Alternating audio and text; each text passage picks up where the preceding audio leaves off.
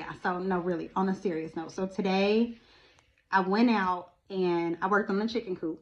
So we do have chickens if this is your first time following me. But this video is for my parents, primarily mothers, but there are some fathers that do this too. When you are raising children, it is so important that you set the tone, that you will not run ragged, you will not run all over town, you will not gain and put on weight, you will not eat unhealthy, you will not get diabetes, you will not go into debt for children, because we have a pandemic, an epidemic, whatever you want to call it, of killing ourselves to save the children.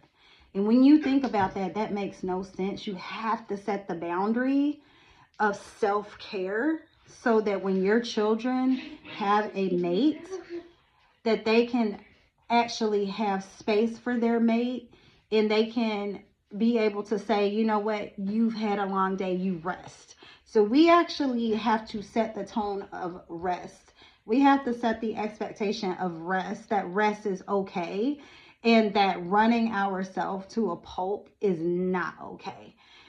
That is something that's very big. I will let my kids know, you know what, I'm at my capacity today, or I'm tapped out. I will let them know, look, I'm tapped out. But for the most part, I try not to even get to that point. If I feel like I'm getting to that point, it's time for me to rest, because that needs to set the precedence so that when they become adults, they then know the expectation for other people, because what they see other people do, what they see their parents do, is what they expect people to do for them.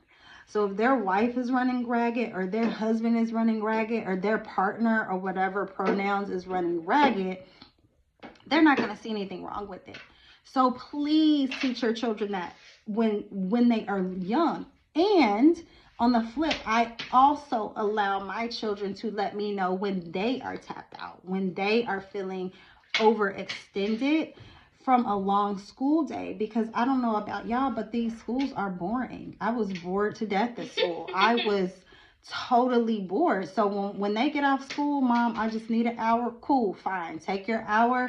We'll resume and pick back up as a family. But I've gone and sat in these classes, and I'm like, good God. I mean, how? And so we do our own learning after school and everything, but it's something that I see a lot of people doing, particularly women. But there are some men too overextending, but we cannot continue to take on this obesity. And that's what it is. It's obesity because we're doing the fast food, we're doing the ripping and running, we're trying to have the kids in every after school program. And for what? For what? Okay, because it's just not making any sense for me. So set that precedence. Your children will love you. I promise you. I have 3, and my children think I am amazing. I am an amazing mom. Just don't